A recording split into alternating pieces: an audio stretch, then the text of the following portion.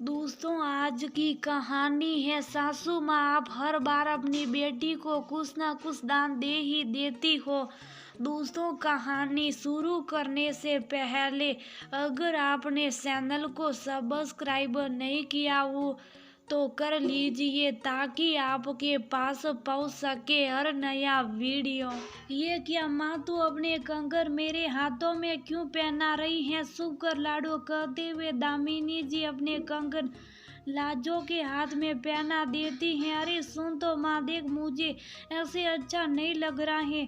यूँ शुभ के तुम्हारे कंगन पहनना। मैंने कहा ना शुभ सा पहनी रहे। अरे तेरी सुनी कलाई देखकर मुझे अच्छा नहीं लगता लाजो, और वह भी पर्व त्योहार में। बहू बेटियों के हाथ कभी सुने नहीं होने चाहिए, और वह भी सुहागिनों के। देख कितनी सुंदर लग रही है। लाजो के हाथों को घुमाते हुए दामिनी जी कहती हैं, ए माँ सुन तो मेरी बात, ये ऐसे लेना मुझे अच्छा नहीं लगता। माँ, दोनों भाभियाँ क्या कहेगी? हर बार मायके आती हैं और कुछ न कुछ ले जाती हैं।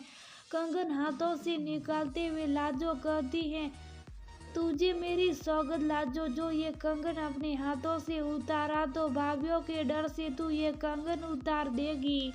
अरे वह कौन होती है मेरे फैसले पर बोलने वाली? ये मेरे कंगन है, तेरे बाबूजी के कमाए पैसे से, और इस कंगन को मैं जिससे चाहूं उसे दूंगी। उन दोनों को बोलने का कोई हक नहीं होता। पूरे हक से दामिनी जी लाजो को कहती हैं। माँ की सौगंध के सामने लाजो झुक जाती हैं, और शाम के करवा चौथ पूजा के लिए तैयार होने लगती हैं। सज धज कर दोनों माँ बेटी छत पर जाती हैं, जहाँ पहले से ही दामिनी जी की दोनों बहुएं शीतल और शालिनी सज धज कर चांद का इंतजार कर रही थी। आते ही दामिनी अपने बेटी और पति के पास जाकर बातें करने लगती हैं, और लाजो अपनी भाभीियों के पास जाकर खड़ी हो जाती हैं कि तभी बातों बातों में शीतल की नज़र लाजो के हाथों में पहने दामिनी जी के कंगन पर जाते हैं। देखती वह शालिनी को इशारा करती हैं।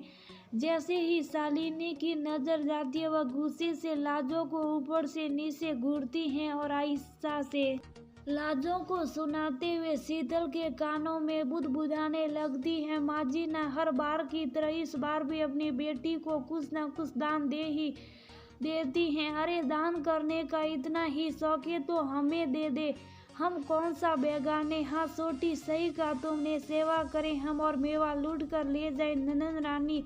ये कैसा हिसाब है? ऐसा तो मैं होने नहीं दूंगी, इस बार देख लेना। गुस्से से तमतमाई शीतल लाजो को देखते हुए कहती हैं। अब तक लाजो दोनों भाभीियों की नज़र को अच्छे से पढ़ और सुन भी ली थी। आज फिर से लाजो को भाभीियों की नज़र में शर्मिंदा होना पड़ा, पर वह करती भी कि आखिर हालत से मजबूर जो थी, इसलिए दुखी मन से चुपचाप एक कोने में खड़ी हो जाती हैं और अपने अतीत की कड़वी यादों में खो जाती हैं, जिसकी वजह से ये सब सुनने को मजबूर हो जाती हैं। एक समय ऐसा था जब उसके भी हाथों और गले में इतने मोटे मोटे सोने के खूबसूरत जेवर हुआ करते थे, और वह उसे पहनकर किसी महारानी से कम नहीं समझती थी खुद को। पर वक्त और किस्मत ने ऐसा प्रहार किया कि सब जेवर जत्ता बिक गए, वरना वह कभी अपने शरीर से इन गहनों को दूर नहीं करती थी। साल के 12 मास उसके शरीर की कांति इन सोने के सुनहरे रंगों से दमकता रहता था। कपड़े के दुकान में लगी अचानक आग ने उसका सारा धंधा पानी नष्ट कर दिया, और फिर नई शुरुआत करने के लिए गहनों को गिरवी रखने पड़े थे लाजो को। पर कहते हैं ना, जब किस्मत खराब होती है तब हर तरफ सिर्फ नुकसान ही नुकसान होता है। बस लाजो के साथ भी वही होता चला गया। पर लाजो की माँ, पिताजी और उसके भाइयों ने उसका साथ कभी नहीं छोड़ा। आए दिन उसकी मदद के लिए मायके से कुछ ना कुछ जाता ही रहता था, कभी राशन पानी, कभी कपड़े, तो कभी कोई उपहार। यही बात शीतल और शालिनी को चुभती रहती थी, और आज भी यही बात चुभ गई दोनों को। ये सब याद करते करते लाजो की आंखें नम हो जाती हैं। कितनी दामिनी जी आवाज आती है, चलो चलो चांद निकल गया, पूजा शुरू करो। माँ की आवाज सुनकर लाजो अपनी आंखों के पानी को जल्दी से पोंछ लेती हैं और उदास मन से पूजा करती हैं। पूजा खत्म होने के बाद सब खुशी खुशी नीचे चले जाते, पर शीतल और शालिनी का मन कुछ खट्टा हो जाता है। वे दोनों कुछ उखड़ा उखड़ा सा व्यवहार करने लगती हैं लाजो और दामिनी जी के साथ, जिसे दामिनी जी अच्छे से भाव लेती हैं। खैर वह रात बस ऐसे ही गुजर जाती है, पर सुबह सुबह जब शीतल और शालिनी रसोई में बर्तन पटक पटक कर काम कर रही थी और वही सोने की कंगन की बात चल रही थी, ठीक उसी समय दामिनी जी आ जाती हैं और तुम दोनों को फटकार लगाते हुए कहती हैं, देख रही हो कल रात से तुम दोनों कुछ ज्यादा ही अपने तेवर दिखा रही हो। अरे ऐसा क्या कर दिया जो दोनों के सिर पर गर्मी सट गई है? मैंने अपना कंगन अपनी बेटी को दिया है, तुम्हारा नहीं ना, फिर क्यों दोनों का मुंह खुशी से फूला हुआ? अगर मेरी जगह तुम दोनों के कंगन दिए होते तो नाराजगी जायज थी, पर मैंने तो ऐसा कुछ किया ही नहीं। फिर क्यों बहुआ क्यों सोटी, तुझे पिछली बार मंगलसूत्र खरीद कर नहीं दी थी क्या? और तू शीतल, तू भूल गई? अभी अभी तो तूने एक सुंदर सा गले का सेट बनवाया था, उसके पैसे कहाँ से आए जरा बता। तुम लोगों को दिया तो ठीक, और अपनी खून की जनी ब्याही बेटी को दिया तो गलत। क्या शादीशुदा बेटी को माँ की तरफ से कुछ देना अपराध है क्या? तुम्हारी माँ तुम दोनों को कुछ नहीं देती या फिर तुम्हारी बाबिया से पूछ कर देती हैं? अरे लाजो की अभी माली हालत ठीक नहीं है, उस पर से दो जवान बेटियां उसकी। अरे हम मदद नहीं करेंगे तो कौन करेगा?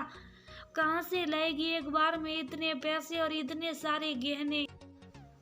कल को उसकी बेटियों की शादी होगी तो क्या वह माँ होकर अपनी बेटियों को ऐसे ही विदा कर देगी या आशीर्वाद रूपी कुछ देगी? और मैंने उसमें थोड़ी मदद कर ही दी तो इसमें क्या बुराई है? ऐसे देती तो शायद वह कभी नहीं लेती, क्योंकि मुझे पता वह बहुत स्वाभिमानी है। वह भूखे रख जाएगी पर हाथ किसी के सामने नहीं फैलाएगी। दामिनी एक सुर में गुस्से से बोले जा रही थी और दोनों बहुएं अपने किए पर शर्मिंदा होकर सिर झुकाकर खड़ी थी। फिर दामिनी जी कहती हैं, रही बात तुम्हारे हक का तो वह तुम दोनों को कहीं ज्यादा मिल चुका है और आगे भी मिलता रहेगा, इसलिए मेरे फैसले पर उंगली उठाने से पहले 10 बार सोच लेना। अरे तुम लोगों को तो आगे बढ़कर ननन की मदद करनी चाहिए, बेटियों को देने से बढ़ता कमता नहीं है अकल की मूर्खों। अच्छा चलो एक बात बताओ, क्या कल को भगवान ना करे तुम्हारी बेटियों के साथ ऐसा कुछ होगा तो क्या तुम उन्हें उनके हाल पर छोड़ दोगी? क्या ऐसा करने के लिए तुम्हारा हृदय स्वीकार करेगा? क्या तुम्हारे अंदर का मात्र तब नहीं रोएगा उसकी तकलीफ को देखकर? बस माँ जी, बस भगवान के लिए शुभ हो जाइए और हमें माफ कर दीजिए। हम भूल गए थे कि हम भी बेटियों की माँ हैं और हम दोनों कभी ये नहीं सहेंगे कि हमारी बेटियों को भी वही सब दिन देखने पड़े जो आज नैना रानी देख रही। हमें माफ कर दीजिए माँ जी, कहकर शीतल और शालिनी रोने लगती। माफी मुझसे नहीं, अपनी ननद से जाकर मांग, उसका दिल दुखाया है तुम दोनों ने। ऐसा कहकर दामिनी जी दोनों बहुओं को गले लगा लेती हैं।